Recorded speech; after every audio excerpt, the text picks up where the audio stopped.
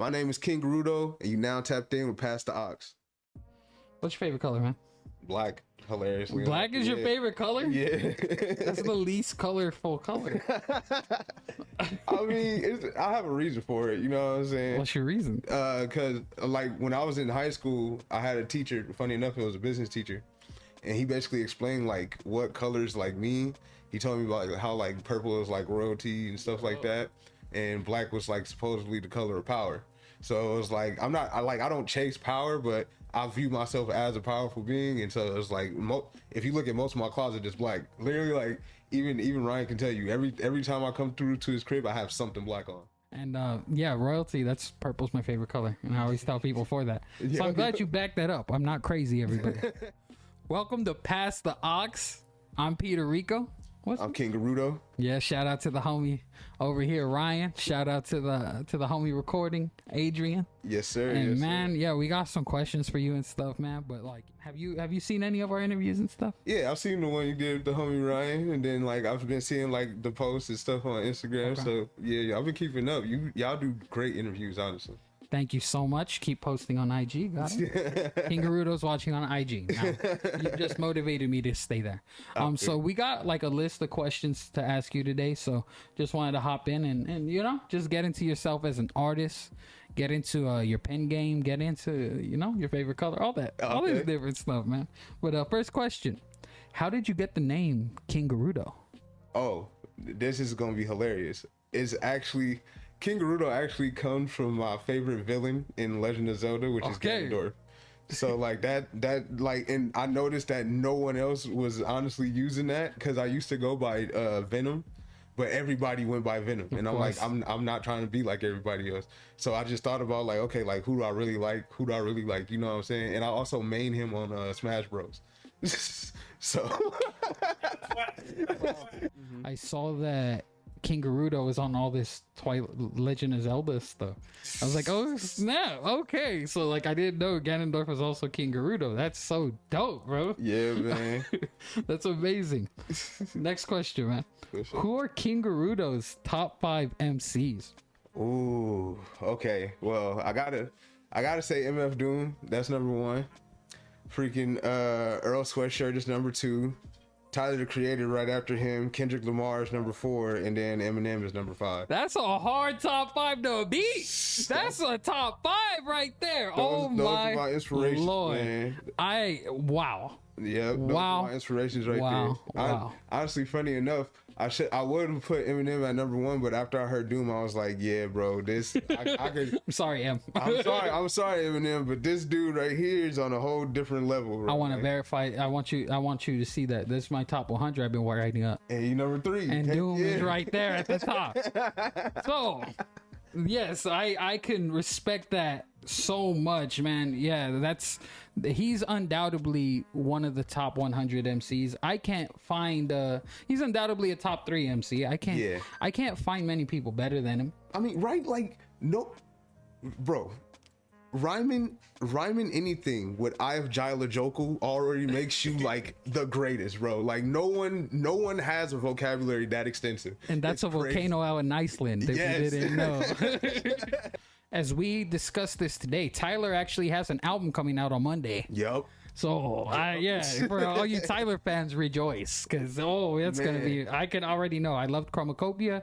I loved Call Me If You Get Lost. I loved everything he's been dropping this whole decade. Yeah. So I can only imagine a surprise album is now like, oh, man. That's going to be dope, bro. I can't wait till it comes out. And honestly, like, yeah, Tyler is literally like, he lives up to his name. He's the creator. Like, dude is one of the most creative names in hip hop right now. Like, it's hard to touch like his type of creativity. If you were on a Clips album, because he just came out on the song POV on the Clips, like God Sort Him Out, you know, hard.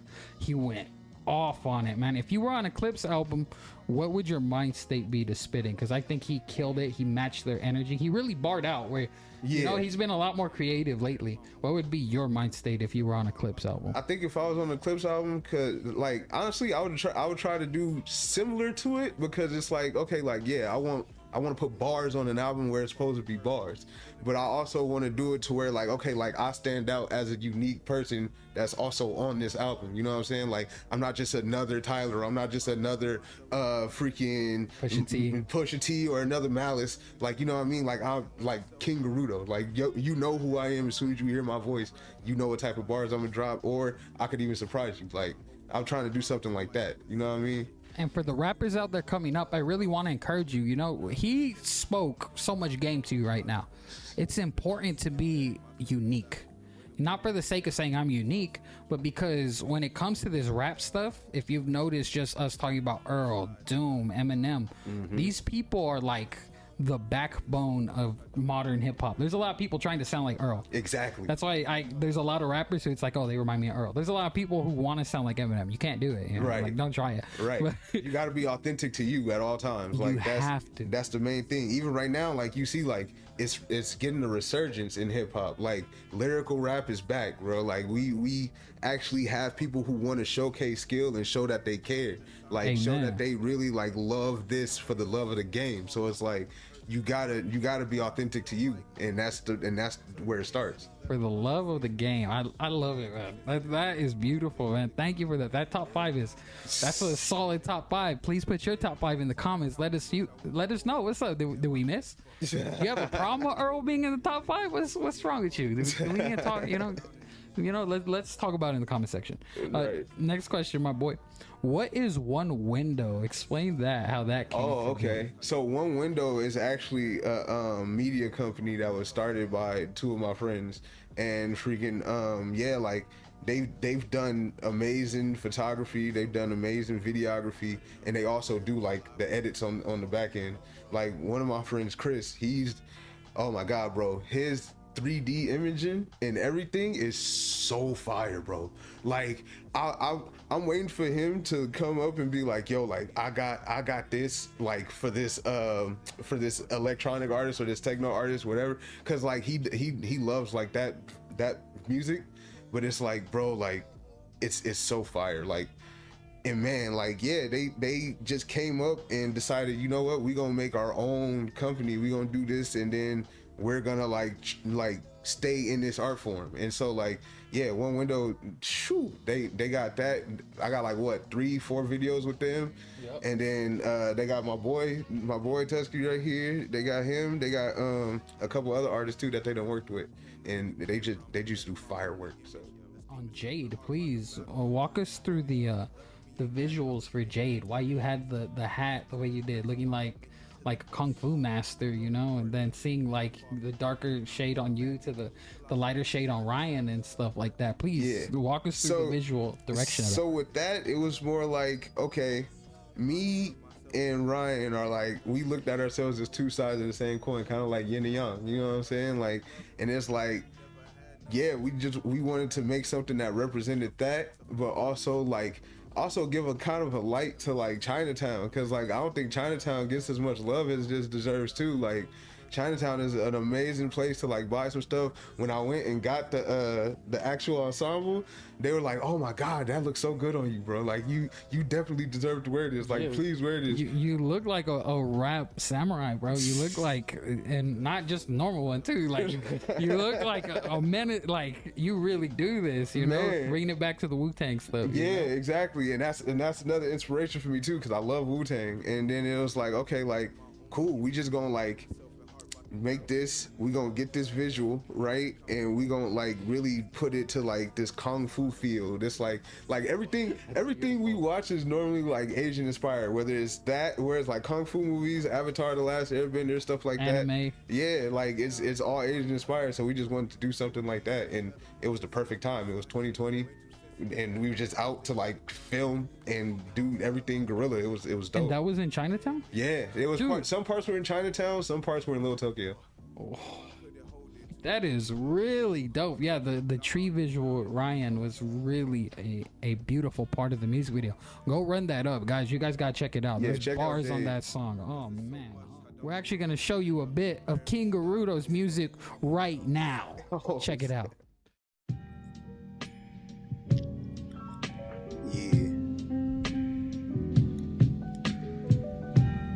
Goes out to the people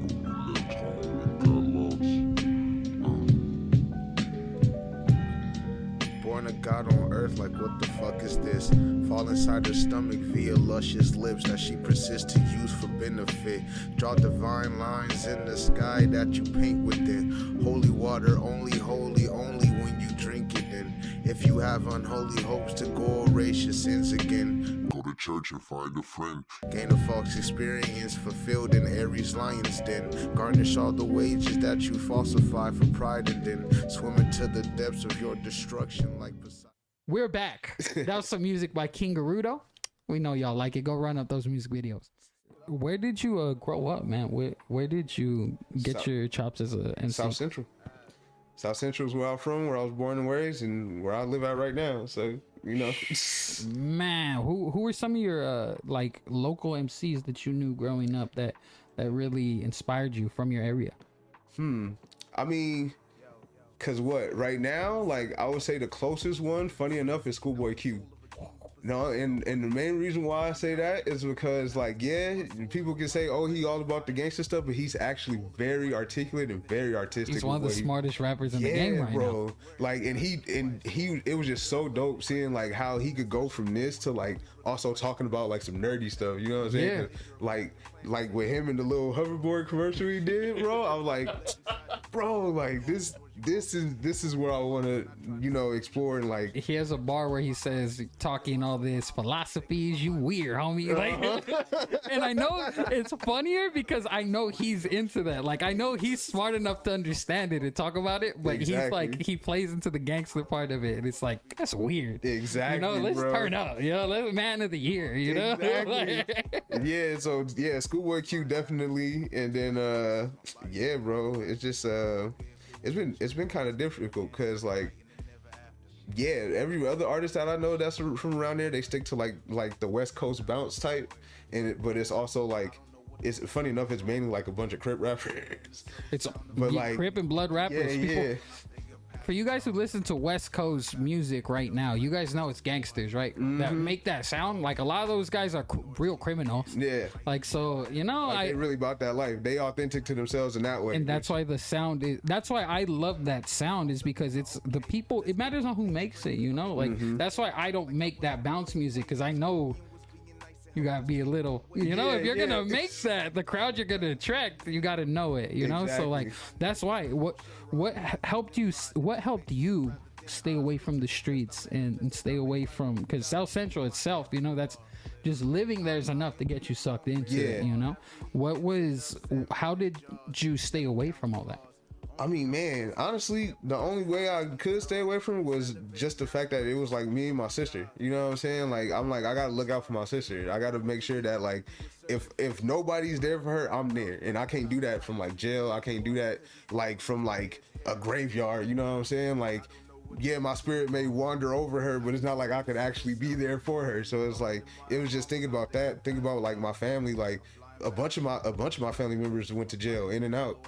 Like my uncle, my cousins, like all of them dudes, and they're just like, bro, like I don't want to be like that, you know what I mean? Like, so I just stuck to like doing music and doing my nerd shit. Like I was just stay playing video games, stay watching anime, went out with my friends, and we just, you know, I watched them skate because I couldn't really skate, but it was like, yeah, I just did things that was outside the norm of somebody who lived in the hood. In Temperament, you had a really cool bar that talked about playing San Andreas. You were living your uncle's life, but through the video game. Yeah. I mean, what went into that? Like, can you take us through what that meant? Yeah, so like he was just doing like his gang activities. He was getting in trouble since he was a teenager, but he would try to find time. Like if me and my other cousins needed it, he would try to find time to be like, yo, like y'all got to get y'all life together. And that he was one of my biggest inspirations to like not doing the gang stuff, because it was like he don't want me to be like him, and I don't want to be like that either. So it was like, yeah, bro, and just seeing, like, playing San Andreas as a kid, it's like, yeah, like, my uncle went through similar things. Like, of course, like, you got missions and stuff, you're gonna be able to, like, revive and everything, but he had friends who don't have that luxury. They don't revive. Exactly. So it's like, man, like, do you want to be somebody who dies in the name of a street that you don't own, or do you want to be a person who honestly like can say that they made it on their own merit and stuck to the man that they were supposed to be? Like, and that was pretty much like the reason why I stayed out the streets, and that's why I put that bar in there. That's bars right there, boy.